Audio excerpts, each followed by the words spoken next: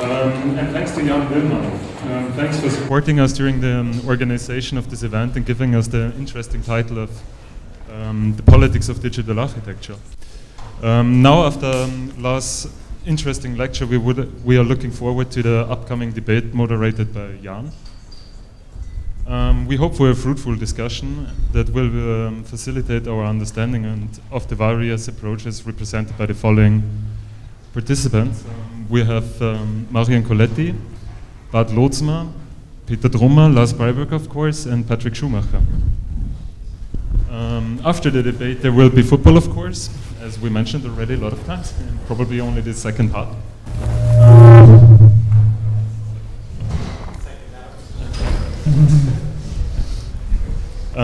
But also we have to discuss a little bit further with drinks and the buffet. Drinks will be supplied by Oliver, who founds a school in the slums of Nairobi. You find further information of his project called Start Somewhere on the back of the booklet. We, so the organizers, were amazed by the enthusiasm of all institutes in supporting this event. Therefore, we would like to thank them and our sponsors, ÖH Technik, Dekanat Innsbruck, and the Department of Architekturtheorie, Urban Design, Experimentelle Hochbau. Thank you for your support. And a special thanks goes again to Peter for these really nice chairs. Thanks a lot. Yeah, just before I hand over the mic to Jan, I would like one more thing.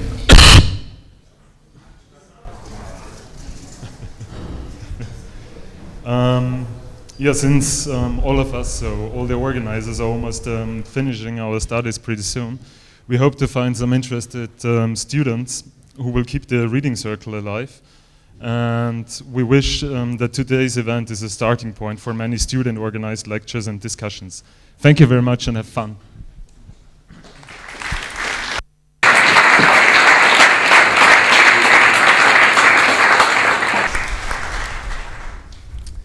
So thank you, Thomas, for a nice introduction, and good evening, everybody. It's also for me a great pleasure to welcome Lars, Bart, Patrick, Peter, and Marian. And Lars, I thank you for your lecture. I think it equipped us with thought and inspiration. I think this is pretty much important for architecture, not only for this evening, but throughout. And maybe the main motivation to make this event happen is the fact that the trajectories of your work, of your investigations and perspectives until now were often described as oppositional, as controversial, or maybe even as antipodic. We will talk about this tonight, but before we go into this, I think it is very important to stress that you all share in an almost uncanny way an amazingly vast common ground. And just to mention the most strategic side of this common ground you offer us, it seems to me that all of you take essential positions in what is called the digital age of architecture. So it is not a lucky coincidence that you are here, guys. You all have investigated extensively into the meaning of the digital in architecture, its theory, history, technology, and even its legacy about the performative within and beyond architecture. So my hope for this evening is something like a retroactive debate, a debate that is retroactive because it can be relinked to some extent to Lars' lecture, but also has a particular intention for architecture's contemporary discourse. So the plot for this evening could not be more focused. We start with a discussion on Lars' lecture, some points, updating the Victorian sage and splicing into the web of our 21st century computerized culture. So to say, we start in the past and hopefully we end in the future. So pretty straightforward question to start with is, hearing your lecture, Lars, what about things that are not beautiful? Because it seems that things without beauty are also aesthetic, right? They also interrelate with the entirety of things, of other things and actions. How do you extend your politics of beauty, since grotesque, effective, and the conflict, the formal conflict maybe, are also behaving like vital and intensive parts of the discipline? So is it possible to have a non-beauty performative way in architecture? So, Lars, maybe you start.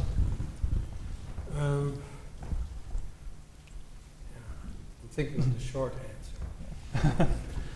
Well, Whitehead, I ended with Whitehead. Whitehead at the end of Adventure of Ideas. There's a chapter on beauty, and he makes it a biaxial model. And the vertical axis is massiveness, and the horizontal axis is intensity. So, and beauty is in the middle. So what he says is beauty is not in the middle between uniformity and variety, but also between shallow and deep. And Charles Hartshorne, a theologist, a lot of the Whitehead recipients are theologists.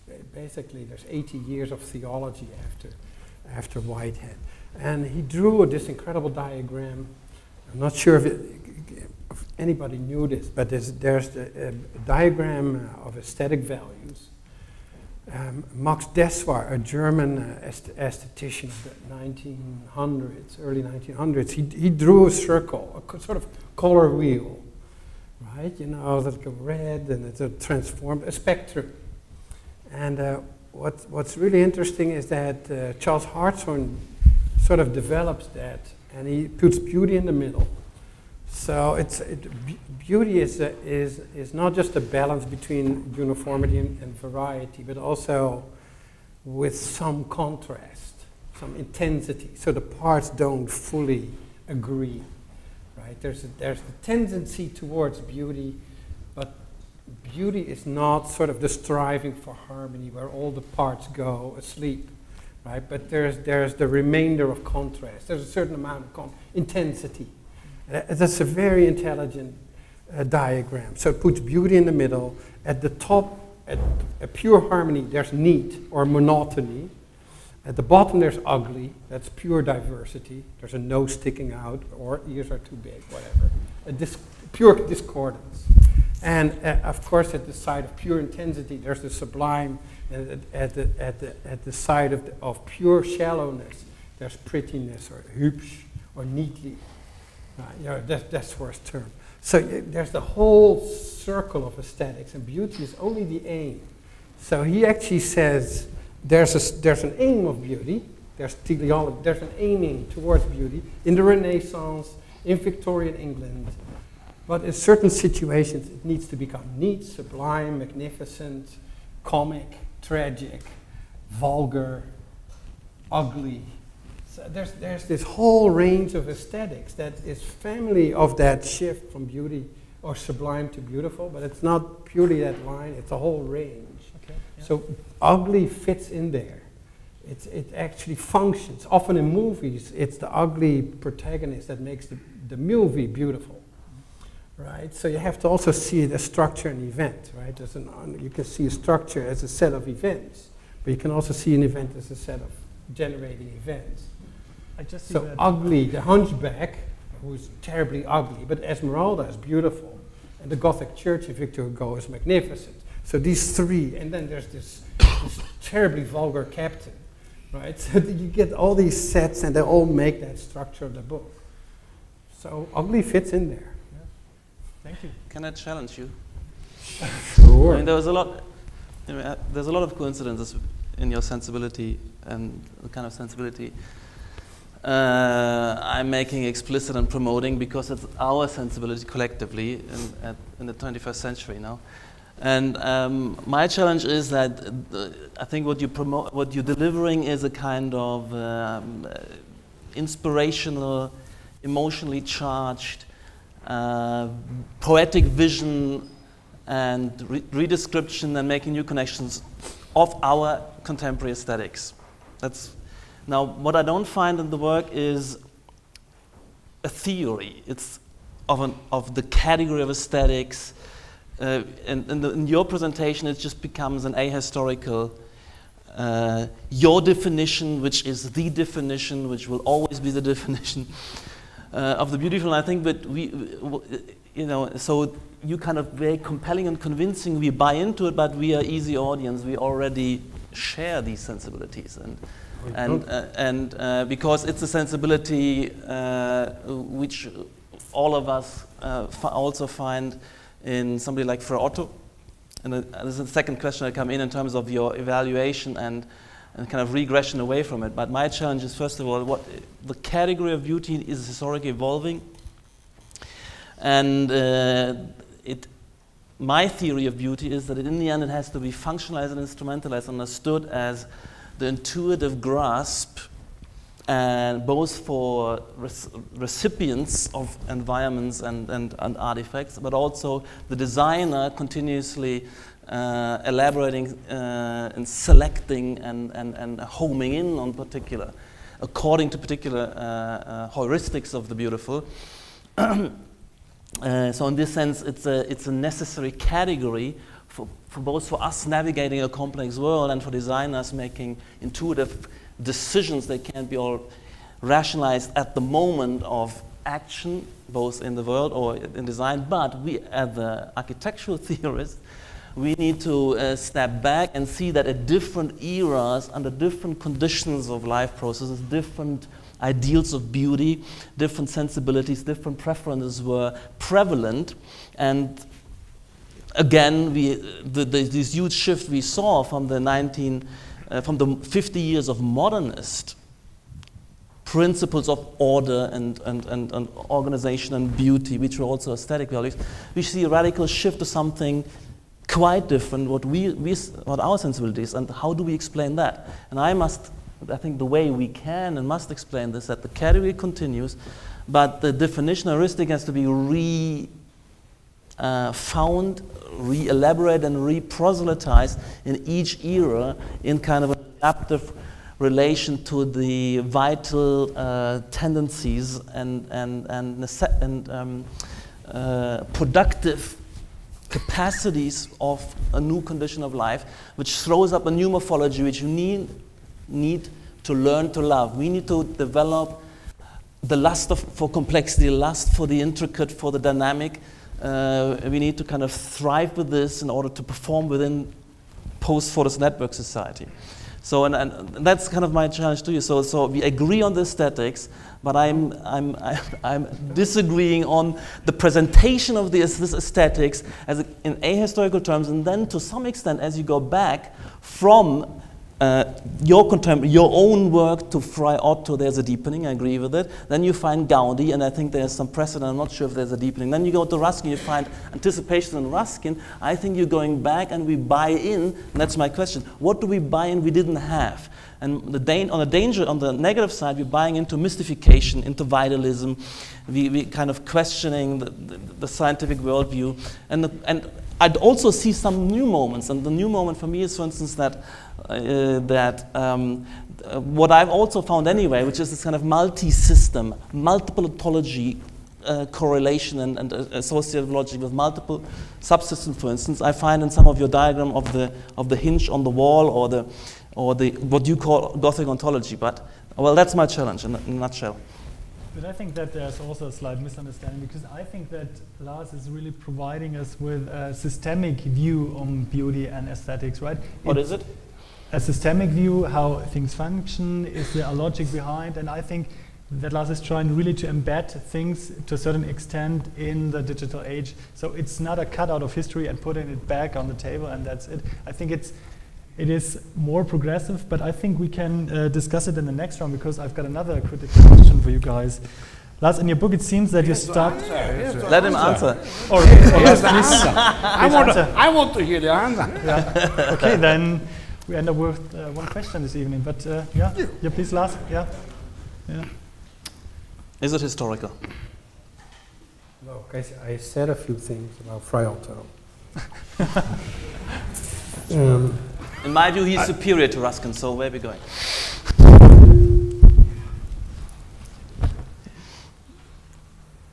Look, with Fray Otto, that's the problem. It's emergence. It's called form finding. So he would never agree with this local teleology, this local engagement of this local engagement of parts, which could also be social. I think that's what my argument is. Ribs are us. So what I'm saying is that the problem with Fray Otto is that it gives us pattern, and it gives us the possibility to think through structure-ornament transitions, but it's still full of contingency. It did not shake off modernist contingency versus the grid of necessity. It's still Pollock versus Mies. I think what you find in Ruskin and Whitehead and the Gothic is that if we forget God for a moment, I'm prepared to forget God for a moment. He's dead. Oh my God. Well, maybe. Is that there's this local teleology, this local striving for necessity and beauty. I think our problem of today is really the lack of if I go, like Doctor Who, to medieval times that Huizinga wrote so beautiful about, the passion of the medieval times, or I go to Florence in 1480, or I go to Victorian England in 1851, the year of the Crystal Palace, there is this collective notion of striving as a society for something beautiful. If I now see people advocating beauty, they're really on the lowest ladder. Why? Because they're bound to be artists, architects, artists in Kassel, in the Documenta, and they all propagate their own beauty or counter beauty or whatever form. But it's all in this atomized mediaist world. That's my problem. It's not a collective striving. And that's not like going for a movement, because it's much more than an artistic movement. It's really like a communitarian craft notion of how you live with machines, how we design, how we live with matter, how we not go to China or fucking Dubai. I don't agree on the aesthetics at all. I came back for all this freaking polyester and corian and bullshit. I just want to work with wood. If I would be an architect, I want to work with wood and stone and mill it and cut it and work with it and get information on how the materials work, because I know that's buildable. I don't want to have any Chinese person like doing hand sanding on my molds. I don't want to go for cheap labor. I don't want to go for anything that's unethical. I want to have a beauty that is. You make it emotional, but but I'm talking pure theory, man. This is not. I'm not being emotional. All this is in Frei Otto. Under the Christmas tree of beauty, I'm here to advocate a theory. But all of this is in Frei Otto, for instance. He wants Frei Otto because he bounces on pattern. He finds it. He struggles over it. He triples over it. There's no local striving. These elements are stupid. They're just like what Manuel says. The ancients are dumb. The stupidity of the swarm is in each of the dogs or the pigeons or the bull threads, and they find this intelligent as a totality, but they themselves are too dumb to find it, right? In any swarm. Well, that's the magic of the real. Yeah. And not a kind of real. projected. Virtual. That whole theory is about virtuality. How it pushes into an actual, but it doesn't control it. It doesn't want it. Because these dumb pigeons, they don't understand the grace of the swarm. And that's so great about the Gothic. All these ribs contribute. They don't control it, but they do contribute. That's pure mystification where you're going. No, it's not. It's material, it's formal, it has rules. I thought the whole point, which was so wonderful in terms of bringing home into the scientific worldview phenomena like the swarm, that you actually can generate as an emergent intelligence out of dumb elements. The very dumbness of the component brings it into our domain of recreation, and now we can create because there's a principle. It's a dark Catholic argument. And it's the very dumbness of the element, which is the great. This is Catholicism all over. It's a universal swarm, right? I think we should. By media. No, that's really sorry to interrupt. I mean, don't forget McLuhan was Catholic. Yeah.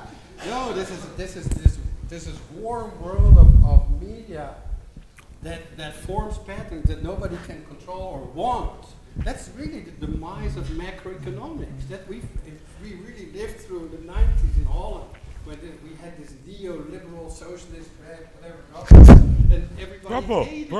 Purple. Hello. Password. Well, purple, whatever. But I think we should bring the debate to another level, maybe. Oh, I thought it was a good level. But one thing is for sure that we've got pretty good conflicting positions. That's good. In your book, Lars, it seems that you start the reconstruction of Ruskin by the refusal of classicism and modernism, for sure. And all this in a way that objects feel for each other and interact, just in Leibniz's theory of the monades. But can we not have an interpretation of architecture, the Gothic, and for sure, and also of Ruskin, that allows to be scholastic on one hand and open also towards classicism and modernity? So it seems that there is a function of either or, either modernity, either Gothic, and so on. But maybe we are asking Bart for this because, Me? yeah. Either or. No, I'm still thinking about the last argument, which is of course quite interesting, because you see two ways of thinking colliding on each other, which is really interesting. Let's say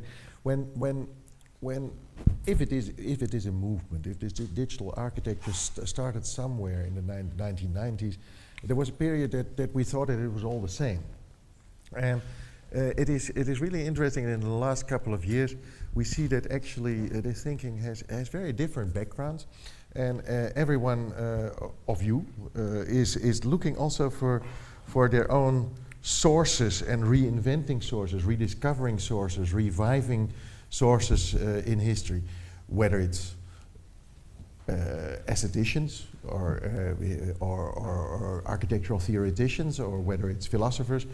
And actually, I think that there's a very interesting element in there. And I mean, the question if a collective style is really desirable, if it is really collective. Yeah, I know that you think that, or that there might actually be a coincidental moment at some point in time where these things collided for whatever reasons. I'm not so sure either that the thinking in terms of a style that we all share would be so productive. I mean, we've been lucky. We have several buildings of you in Innsbruck, but most are not. Lars is the first one who ever agreed with me on this position. Sorry? Which is amazing. If you agree, but I feel you agree. Usually, actually you're radicalizing it, not just a movement, a unified style, but the whole trajectory of a civilization, which I believe is the right track. And so far I've always got that, well, isn't there a space for modernism? No, there isn't anymore. Isn't there space for classicism? No, of course there isn't anymore. I think we need to be quite clear about that there's a collective. And I'm looking for collective something, and not for universal something. Right. I think that's a big difference. I don't think there's a universal solution of putting variation in modernism, because I felt that's what we were doing, putting variation in modernism, but not really toppling modernism in its universalist ambitions. I think that's been the real problem. We haven't tried. We still a slave of the masses, right? And that's what modernism was. And now we're trying, within the tools of modernism, we're trying to find the edges. But we can't. It will be impossible. So we have to really make groups, and don't make them large, make them small, and build with small clients, and build with a whole variation of people. I was really thinking arts and crafts here, like Ashby, working with silversmiths and graphic designers and maybe web designers. Let's say all these groups, and really trying to first get out of society, right? Instead of just trying to find clients and be on covers and do this. I'd rather go in the forest with 30 people, naked if we have to, with laptops, and then find a way. I just don't. I think we made so many mistakes. We really have to find a way to reboot. But with a shared ethos and with shared heuristics, right? Yeah. And that's what I'm talking about. And which is radically different from the modernist ethos and from the modernist heuristics. That's why I don't think these can coincide. There's a kind of bifurcation and a decision to be made. I would make another point. It seems that one can develop these architectural ideas much more radical, faster, and even more precise, complex by writing and research. And this is true for all of you guys, rather than in traditional architectural design or in the face of the capitalistic machinery behind it. So how do you see this? How can we develop new architectural potentials without building with research and education? So this is particularly a position of Lars, for sure. But couldn't it be the case that new architectural potentials are more efficient, more faster, more or have a better impact, a larger impact in terms of writing education rather than building something? So what's your opinion on that? Yeah, maybe Peter. Yeah. Well, first of all, I think I'm learning here, and and what is interesting is probably when I listen now to the debate, I think the interesting thing for me also was that what I experienced in the last 20 years, the digital was actually a question becoming of the reinvention of the many, and I think it's interesting now to hear more and more. These two interpretations, what the many means, and not the many in the way of its production, the many needs the audience it produces. And I think we underestimate, even within totally neoliberalism, it became actually, through the idea of the multitude, through the idea of what is the audience to our production, it became actually a very interesting debate over the last 20 years. And I would not say which one is the right collective we are hunting. I think the main aim is we're thinking about the many as such again. So in that sense, I feel totally positive. And it shows actually, in accordance especially to that school, that architecture is definitely at all not an individual expressionism. So that's for definitely sure, and therefore I'm totally for both of them. And so I think we had a very political 20 years for me, and thinking about what is the audience. The question is only, I hope it's not the Catholic collective middle-aged society. I hope not. I hope I can reinvent them every day differently with some others.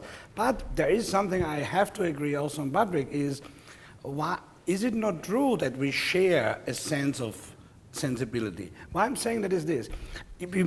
I might learn from you guys, but in the same time I also share in the 90s.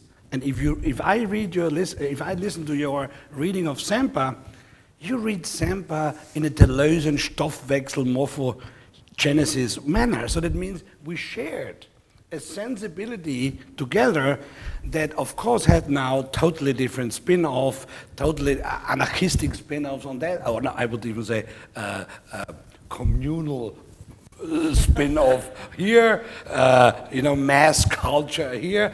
And I hope weird misfit anarchists on other places, but not an anarchism of individual, anarchism as a self-organized collective, to be sure, against some of others. So in that sense, I think we're in a good way. I'm totally in a good way, and why we're in a good way is because these two people, and hopefully others, start actually to reinvent the history through the eyes we thought it was purely a commercial-driven neoliberal model. And it actually turns out that it not necessarily only has to be that one choice. And in that sense, since I had to sympathize with Lars, I also had to give up my office, because it turned out to be totally nonsense to have one. But it doesn't mean, because these big beasts, have taken on a completely other different idea what it means to operate. And is it scary? I guess so. Do we learn something? I do. But is there only one collective we have to talk about? I don't agree. I think we have to reinvent ourselves as a collective, and as long as we do that. No, what I'm saying is we should invent collectives. Oh yeah. So we don't have to do the system theory helicopter view and look at all that collective. No, we have to be a collective and strive for a communal. That's the anarchist forest. Yes, mode. yes. Right? We shouldn't step back. We should step in. Yep. Yeah, but yeah, the question is, of course, who's the we? There's a we here, but there are also other we's. And I think... That's why we still have the battle of styles. We still have a kind of Kulturkampf. And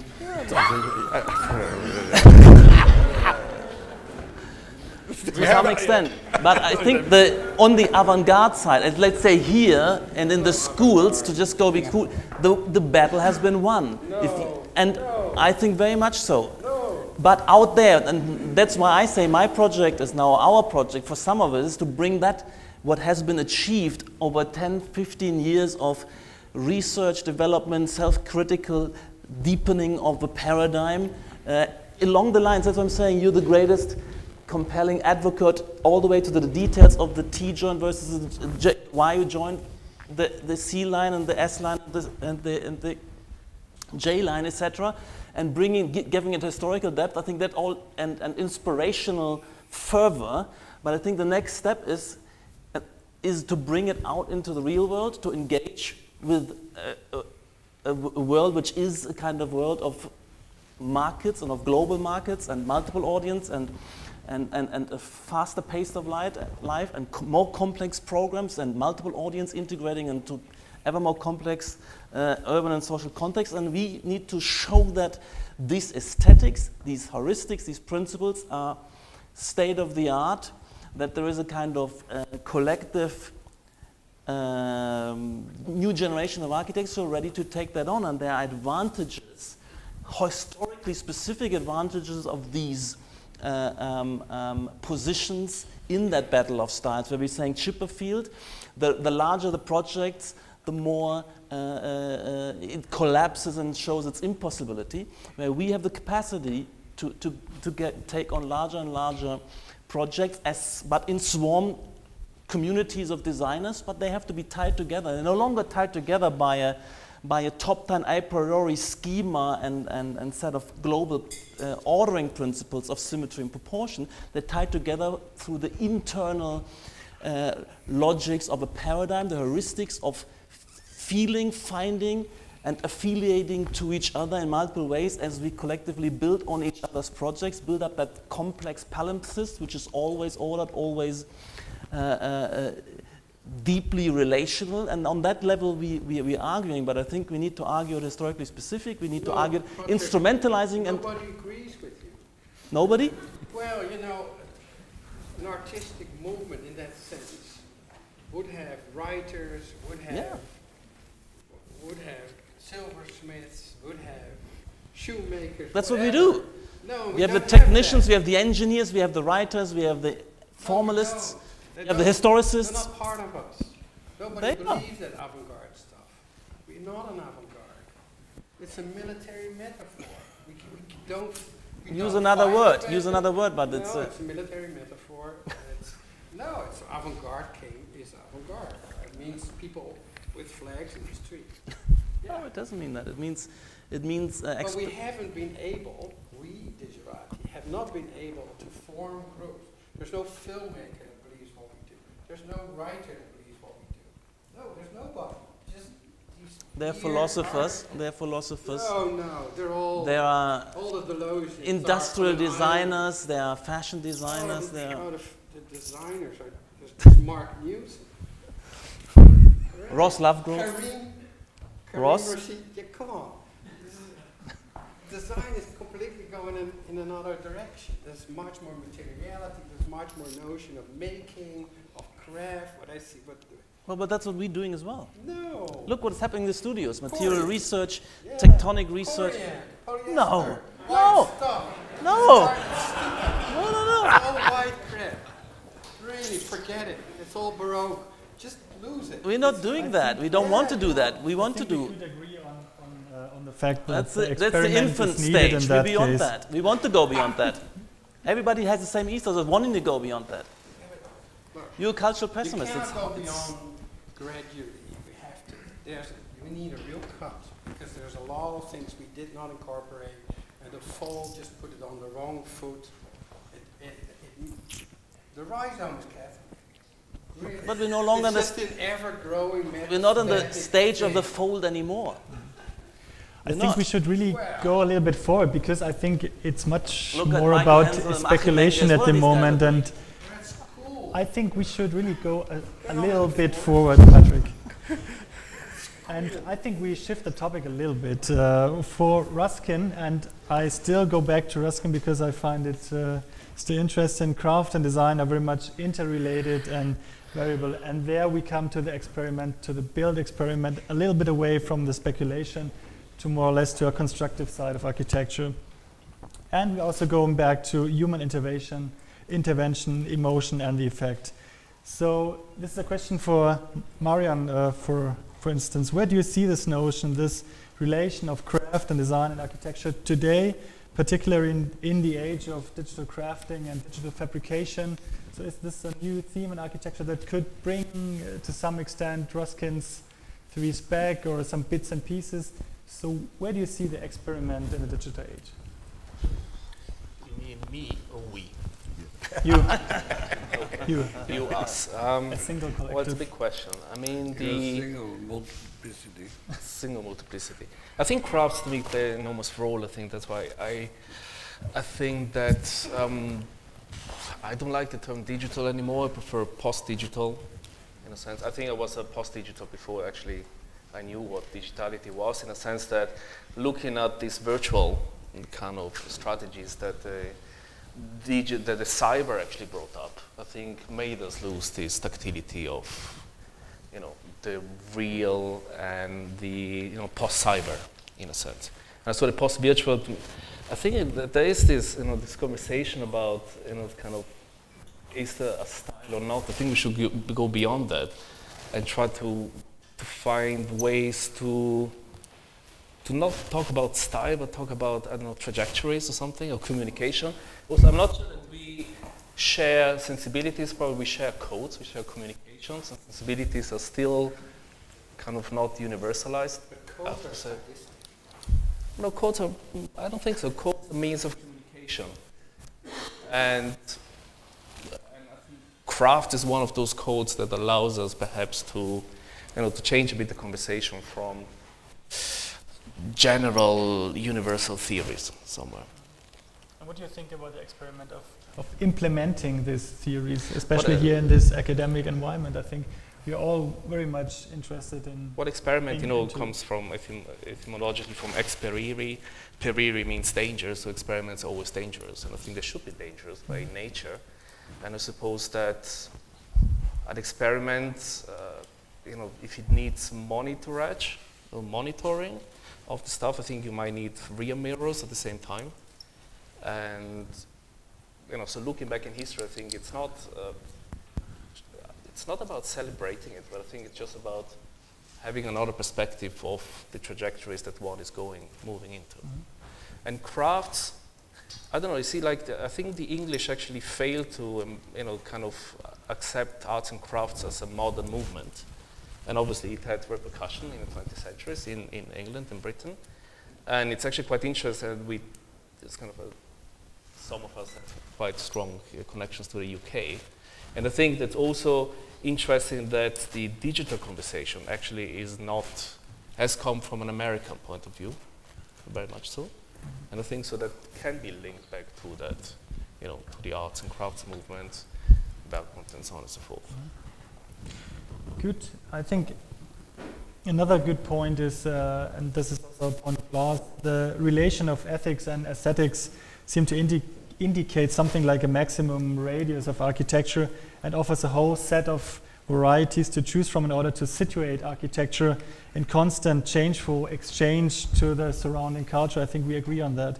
How would you see this today, where most of our built environment is due to another social condition, call it modernist or post-modernist or whatever else? This condition today is deterministic, repetitive, and to some extent also mechanistic, but this also creates some openness, some savageness, as Lars would call it.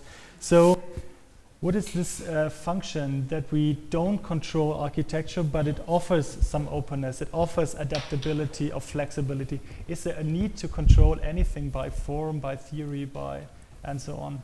So where's the freedom of architecture then? Bart? Freedom of architecture. Yeah. Or how can we create some open space without that very controlling everything? Well, architecture is that is a difficult question, because architects, of course, always try to at least control some things, even if that means that they try to control these things to produce an open space or an in-between or le maintenant, as Derrida said it. But in reality, it's always packed in all kinds of other systems, societal systems, financial systems, technological systems. So creating freedom is punctually maybe possible, but it is also something that floats and that disappears again. So things that produce a freedom at a certain point can be a hindrance at the next. It's a wonderful goal. I don't know. I mean, it's also the classical questions: freedom, yes, but for whom and with what means? And I think in the debate between Lars and Patrick, exactly that, for whom and with what means, there is also a kind of discrepancy. Of course, you have to make these decisions, but freedom is never the kind of romantic, complete freedom. So it is done with a purpose for someone, and with certain means, and those you have to choose. And from the moment you start choosing those means, and you choosing for whom, you're also in the first stage of making dirty hands. By nature. No freedom. Well, I think It's all about freedom. Yeah. That's what I found in my last chapter on ecology. I thought it was actually about building territories, forming groups. And that's where I really lost the lose. It's really about the aesthetic entity of the territory, and it's about the aesthetic entity of the group. And it's very dangerous, I know. I know XQ became a Nazi. But I think there's the real striving, I think. Because Baudrillard proved us that every striving by modernism for freedom was just another knot, another bar in the cage. Right? It's an enormous lie, because you can't build freedom, right? But you can build the aesthetic sense of it. You can be optimistic. You can form a group that is optimistic and makes its own objects. I don't think the notion of freedom and space don't go together. No, I think Foucault told us already, there's no way you can have space generate freedom. That's a dead end. And actually my argument of freedom is that it forms rose windows and columns and transient windows. It wants to be happy and make beautiful Happiness, things. exactly. It wants to make trees and flowers. And it's, all that world that he throws up of, it's all created by freedom. So freedom is really about how you connect with others, how you choose, how you make your decisions. It's not about freedom, right? It's really in the égalité, liberté, and fraternité. We really forgot the last one. It's really the aesthetics of brotherhood. I'm just going on and on. It's really about fellowship, friendship, making friends, aesthetically find styles. Sharing. It's all that. And I'm saying this without God, So I can finally say all these things without being religious. That's quite something. But the kind of freedom we mean today, and we require to remain productive. But who is we, Patrick? We is this civilization, and the next stage. For instance, Google Campus. My question is, what does Google Campus need, and what is the next stage of sophisticated production networks? Maybe Google Campus in a downtown condition with lots of satellite firms feeding in and out. And there's still an order. It's a more complex order. It's the kind of order which happens inside the rose window. But in the Gothic, you draw the circle first in the center axis, and that aspect, we breaking that circle, and we have now the totality of the urban. I know, but the circle is there because you have a very selective. You have a very selective. You have a very selective, let's say, reading, a progressive reading, because you're looking back at the Gothic with the eyes of us and Freud. And it's not. Explain it once more. That smoothness of that tracery object is encapsulated. Why isn't the whole church encapsulated a growing tracery? Why is it in the end? You go for universalism again. What happens with changefulness? It hits on a point and it becomes savage. It breaks. That's why the volume is never finished. But that volume is like salami. It's made out of little pieces, which are all perfect. But this wasn't an intention. But this then was. you zoom in. I know. And it breaks again. But the picturesque composition, the aggregative medieval composition is one of an unconscious. I'm not advocating anything between 1150 and 1300. Let's make that clear. I'm like, Zizek is not trying to get Hegel back and get him like through a medium and let Hegel talk for us. I'm not trying to get like revive Ruskin as the man he was. He would hit me probably very hard. Well, that's what I'm trying to tease out. How is this now reading back into the contemporary? That's what I'm throwing in the air, man. And you leave that to others. You leave that to others. Well, I stepped out of architecture. I'm liberated. You're still in there. I can write whatever I want, you see. So, but I throw it in the air because I think there's really something there. Much more than in any Baroque.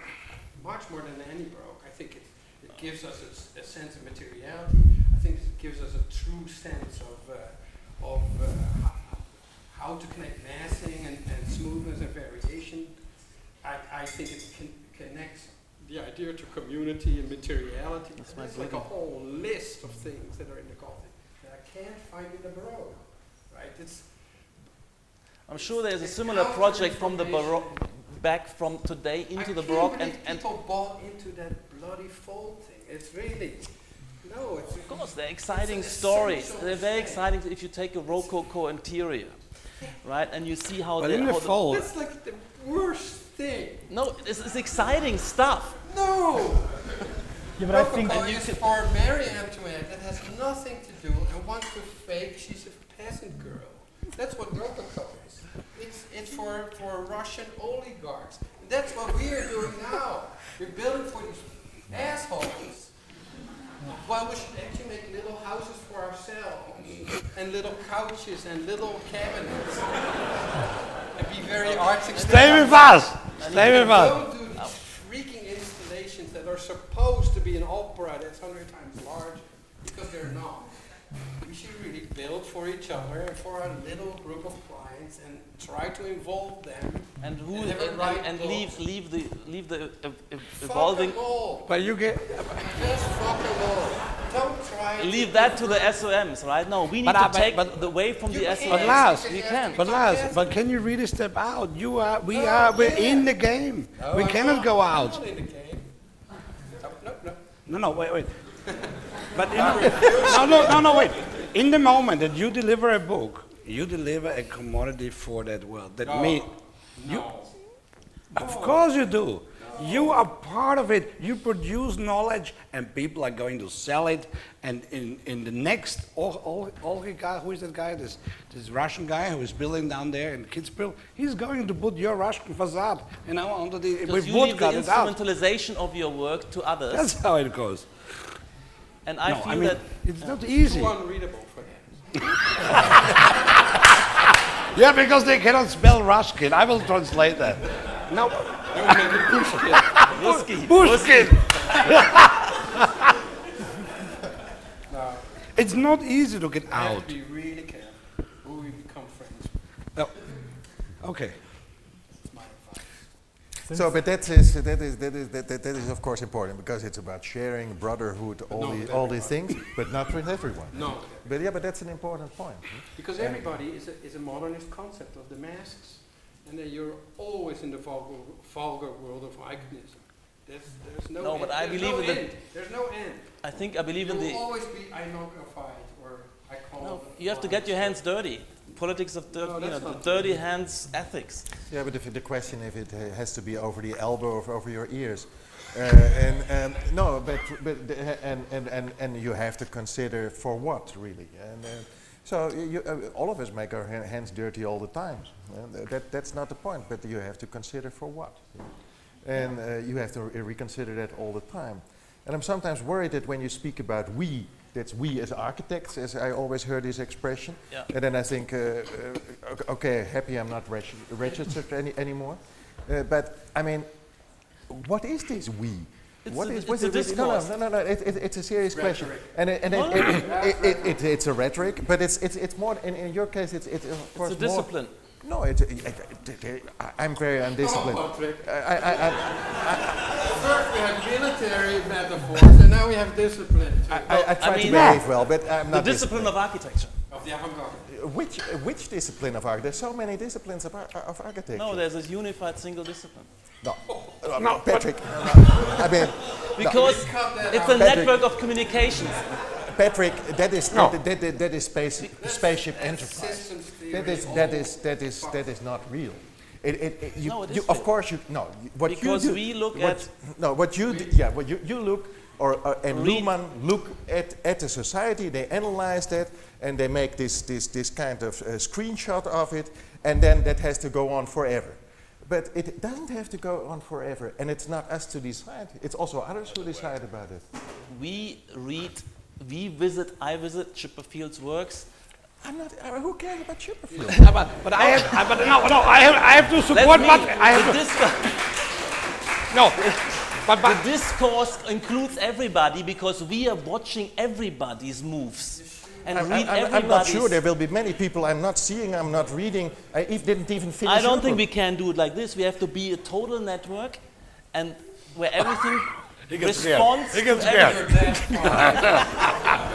No, but Lars, I have to ask now. But you in your lecture said by yourself, there is something like a discipline of architecture that's always asking the same way. I mean, I think that's what Patrick is saying. It's just not fixed in an essence. No, of course not. But I mean, let's be honest. My last slide was 9 rules. You didn't show that. No, yeah. So, no, but I mean, you also agree that we are debating similar things and reinvent them, and that's what we share. And I totally agree with you. We can't legitimize them with anything. Of course we don't. Problems of architecture. But the problem is a different one. We don't even know anymore the 9 rules. Architects. But I'm not talking about the answers are different. But we try to culture. But we reinvent architecture. We don't even know anymore what it was. Look at the educations. There is no sharing ground nearly. What it could mean is a disciplinary problem. You again learn us and show us, oh, ornament could be one. So I mean, look, we are at that level. We are totally idiots and start to learn to discover that there is something of architecture worth. For example, look at the education. It has vanished to learn from other buildings. It has vanished to look in other things. So I think your work and also that's what I'm doing, what Greg is doing, yes, Jeff is doing. And there is a bunch of people. Close reading, I think the close reading of prior works. Yeah, I sympathy with that. I want to have a discipline of architecture because otherwise I have no job. Yeah, but Peter, that is your good right. But I still have this position that I don't like to be member of a club that takes me as a member. Sometimes I would, but I would be immediately suspicious. That's the moment that it freezes if you feel confident about it. But we have to. Even if you enter the discourse as an antagonist, it freezes and it becomes affirmative. I'm not sure if I want to affirm. No, it becomes oppositional. To what? Because it's we and we all go to the same goal.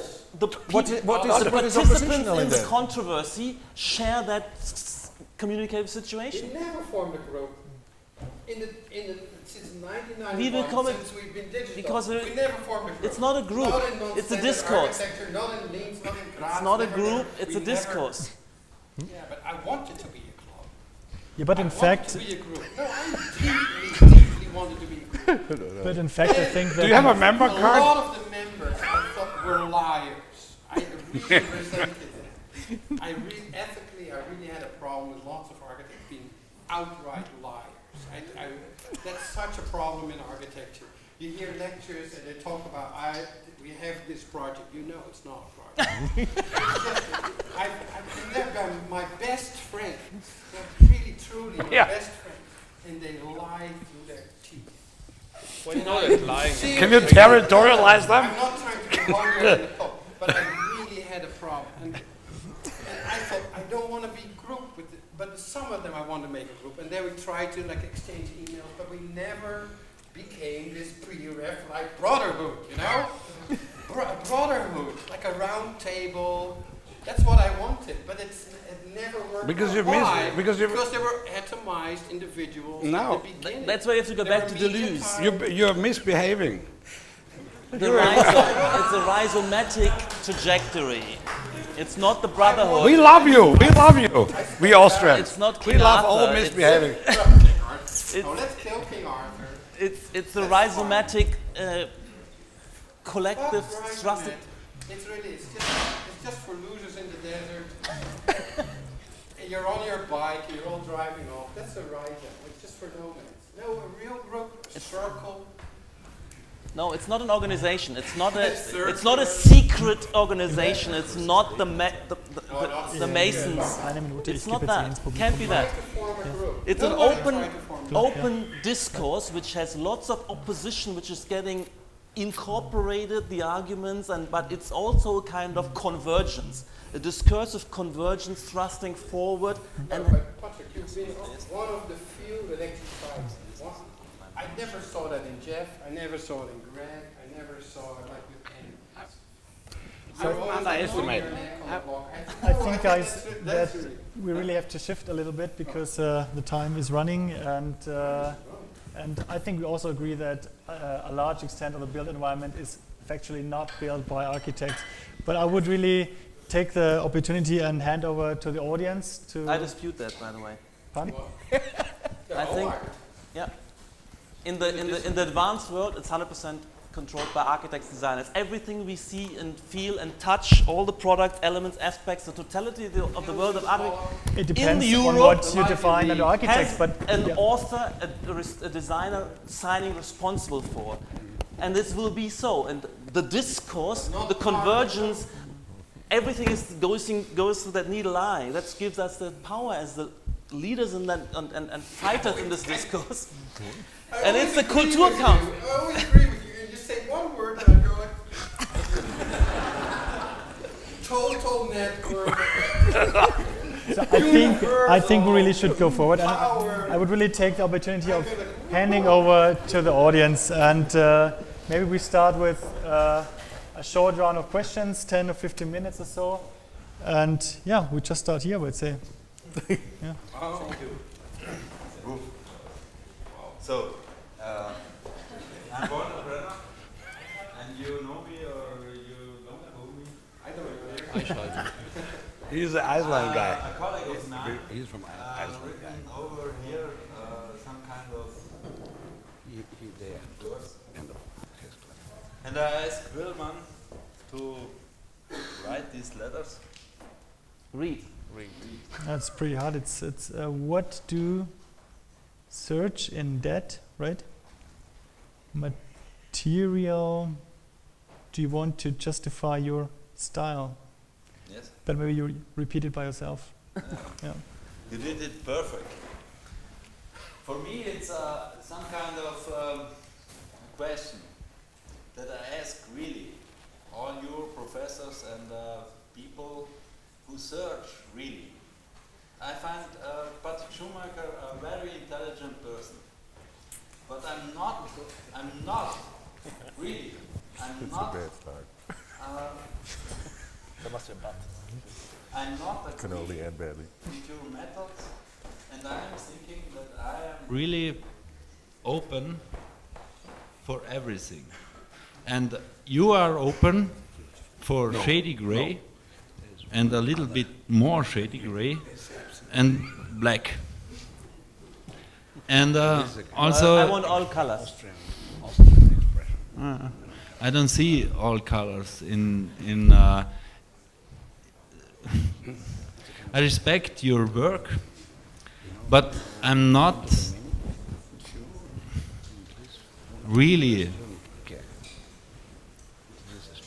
interested and satisfied by your work that you do here at this university.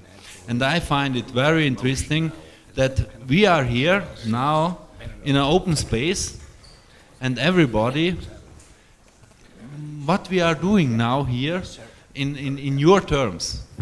Peter. Oh, sorry. Peter. What we are doing,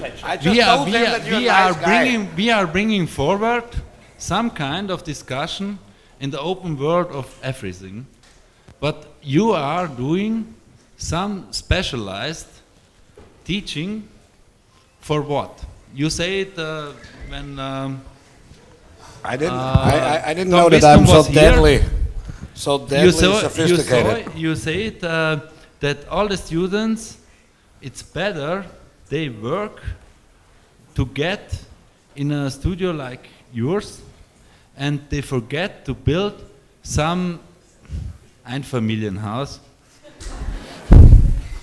And for me it's very, I believe in a person, not in fascism. It's not a question. It's not a question. Why? Why? Why? Why? I have another opinion to say, and it's important for me. It's Austria. I like spaceships. Okay?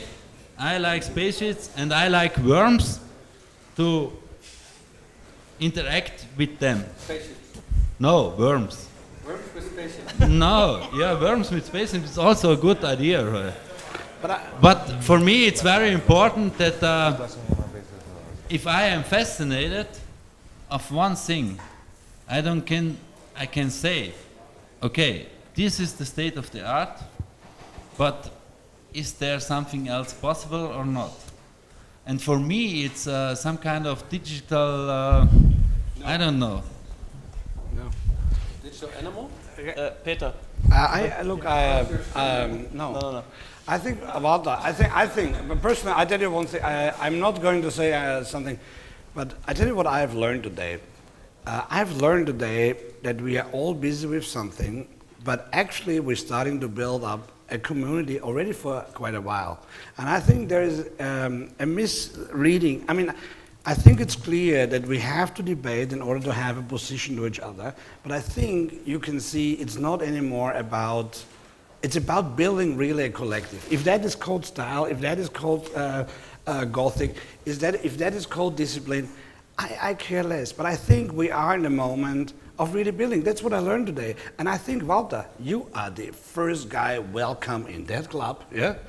No, and I tell you why, because no, that doesn't matter. Look, we are all idiots, but that doesn't mean that and that's, I think, in a collective, we have to share something. And I tell you one thing, we share that we have to debate about architecture, and if we start to be open enough to us that we want to debate, so that's why we have to work together. Yes. We have to become, let me, one sentence, we have to become an us or a we, and I think our faculty needs it more than everything else, because actually it would bring us to collectively better.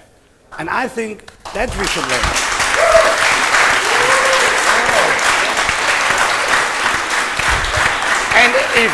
And if I, two idiots, aggregate stupid things and do something else, it doesn't matter, because we like each other, because someone is busy together. And that's what we should do. I think that these people is not only Kanonenfutter. You know what I mean? Yeah, but then we should ask the Kanonenfutter. I think we just hand over to the students and give them the chance for posing more questions. Thomas. Who has got another question? Together, man. So raise your hands if you. We have 5 more minutes. If you're part of the collective. We're here the whole evening. Yeah. You are. I am. I'm leaving at 5. 2 minutes.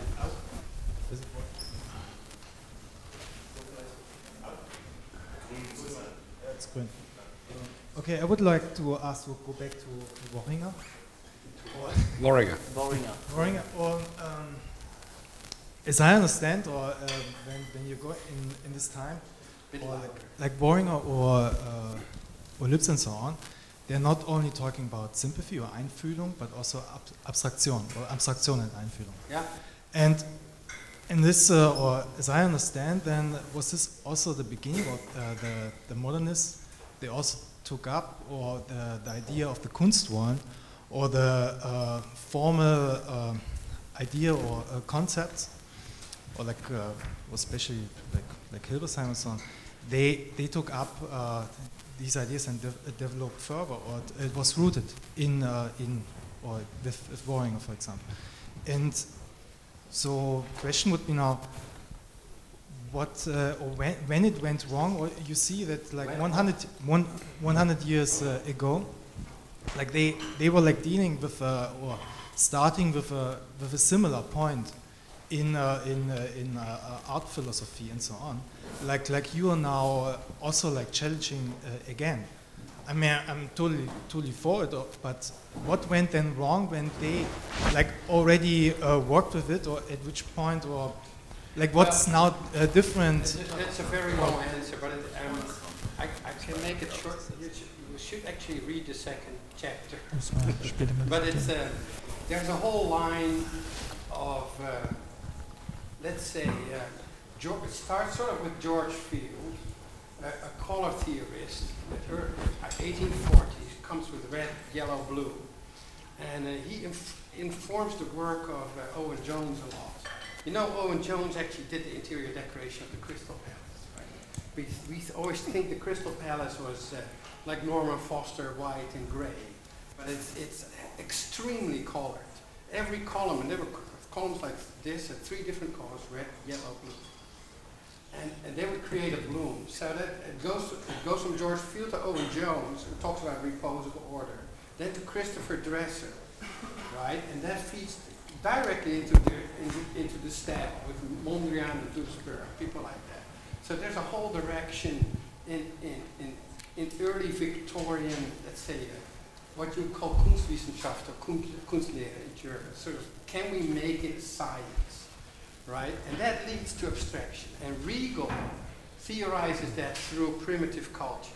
And he says, okay, primitive savages, right?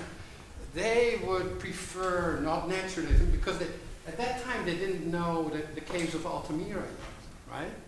So primitive culture is really about crystallized structures, right? So Riegel writes about that, and that's what Boehringer picks up. So it's really, he sees Lipps as naturalism and Riegel as abstraction, and he says that's the choice. And I think that's a misreading of Lipps.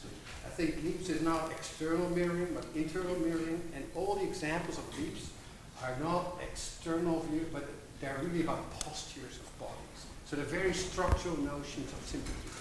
And I think Boehringer deeply missed that connection between another type of abstraction and Einfühlung, right? So he split them. Well, actually, my argument is that sympathy merges a notion of abstraction, right? When the hinge meets the door, there's some points. When I sit on the rock, there's only some points. I do not become the rock. I don't look like a rock. I don't just sit on it. You see, so there's only a few points that are matched. When the Ammophila wasp matches the caterpillar, there's only 9 points. So that's a specified local temporary abstraction. That's what Brian Sumi calls lived abstraction. That's quite opposite to generalized abstraction of the style and all these people. But this was extremely powerful. I think what I would deny is a thought that 100 years of history was a historical mistake, and we could have tucked 211 right to 1911. I mean, there's mistakes. Sorry. There is a reason why modernism succeeded and convinced 50 years of energy, changing the physiognomy of the world, making all of us better off and more free and more plentiful and more charitable. Of course. And on that stage now, we see additional possibilities. Why? Because the notions of abstraction and grid met the world of machines and technology. Which was super productive. Super productive. That's what happened. So the machines that were throwing out exact copies that could do straight extrusions and cylinders, the whole Bauhaus formalism suddenly met that world of abstraction. That was cooking before. If you look at Christopher Dresser, he is doing cubicle teapots in 1860. You won't believe it. It's incredible. It's like it's Bauhaus. Yeah, go to the Bauhaus. Bauhaus. It's all made by hand. It's So a that question now here. It's a, Shut up. it's a success story. We should. It's a success story. Do we have another question? Multiplied by machines. One or two questions? Which is, We've got which 2-3 is fabulous. minutes. Wow, this is horrible. No, it was, which was fabulous. Which was fabulous and now is no longer possible. So do we have another question? One last question there in the back. Yeah.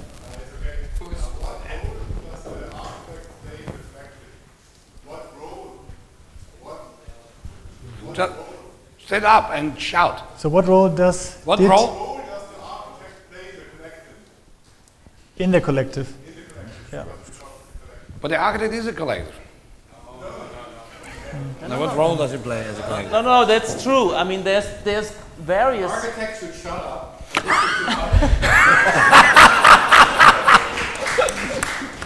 You know, when you see the Wehrmacht or the AA, there's architects that control the rest of the group. And the rest, they let them write the text, the other makes the video, the other does the rendering. That's why I see all these schools. And there's one architect that does the narrative with the final presentation. That's the generalist Beaux-Arts architect, right? With the cape and the head. I would say throw him out. Kick him out. Kick him out. That Because means that's you- the then danger. You know, Charles Ashby, when he had the Arts and Crafts Company, there was only 2 architects on 500. Is that the downfall? You say? Yeah, kick him. Well, it's the argument which Christoph Alexander It's had. just It's what standard. Ruskin said: anti-expedum, anti-discipline, No. But be careful with these generalists, because they generalize everything. They abstract everything in their own discipline. No, but Peter But hit it then on the nail. I You think have we the should have one very last question, Patrick. Sorry. Yeah. So the last question goes to. We're all dangerous. Yeah. Then I would say we end the session. Yeah. You talked about the sympathy as a salvation for the right ideas. So my question is, does the voting was the unconscious social emanation, or was it worked out as architectural idea? I think it's a good question. You know, in the Gothic, we always think that they're architect-less, but it's not true. It's really the rebirth of the architect. But it's what Deleuze would call an ambient architect. Who would walk from one village to another, and then engage in a project, move on to another project, or be kicked out. So I don't think, in that sense, architects were part of the community. I think they would travel from one to the other. An answer? No, but I think the question is very pertinent. I think it's very important that when I developed the concept of style, I distinguished the passive style, which is described by historians, and the classifications didn't exist at the time. Then you have the period which I call active style. It isn't yet self-conscious, but it's self-consciously innovative.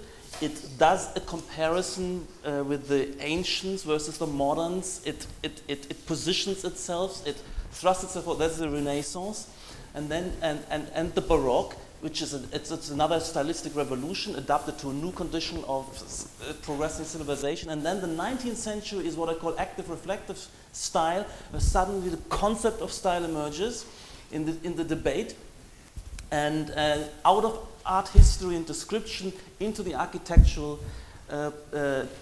discourse, and posing suddenly the question, in which style should we build? And then we have and suddenly it becomes that project. It suddenly becomes the forward thrusting. We need to find and evolve and build the modern style, the style of our times, and Semper is participating in this debate. And that delivered, in the end, I think the deliverance comes with modernism. Modernism was then this fully theorized at the end of the 19th century with Otto Wagner, modern architecture, with Naumann, the art in the age of the machine, with Muthesius. And then in the 20s, when you have, after Expressionism and Art Nouveau, suddenly the kind of thrusting force of something out of the style, Frank Lloyd Wright, Lissitzky, Gropius, Kurb, suddenly it forms that thing, but you knew already what you were looking for. That's it. Everything else disappeared, and we have 50 years of new set of principles. It has its own degrees. In Gothic, they were doing the same. No, they didn't. Oh yeah. Yeah. Well, they were writing about it, believing it. That's the 19th century. The 19th century. I said that, yeah, but not yeah, the but I 11th think century. this is a pretty much nice ending that it's somehow the same and somehow no not. Discourse, no writing, no. So I'm really grateful for the audience of being patient with this discussion. We could turn the sound off as well. So thanks very much for the interest and for being here. One thing I would really highly recommend is there's the first Research by Design symposium organized by Assistant Professor Dr. Tony Kotnik. It's on next Friday, and I would advise you to check this out. So thanks very much for the evening, and we meet at a beer and discuss further, I think. Yeah.